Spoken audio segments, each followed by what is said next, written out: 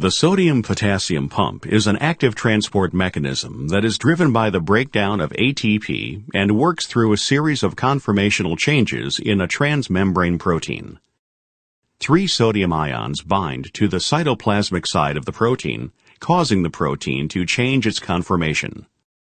In its new conformation, the molecule becomes phosphorylated at the expense of a molecule of ATP.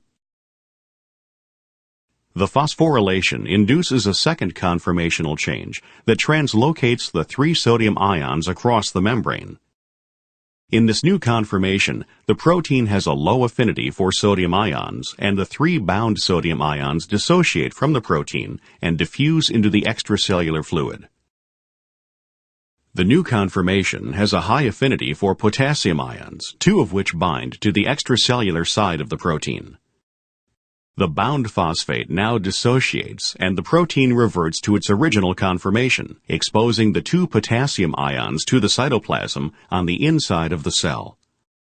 This conformation has a low affinity for potassium ions, so the 2 bound potassium ions dissociate from the protein and diffuse into the interior of the cell. Thank you for watching this video. Don't forget to like the video.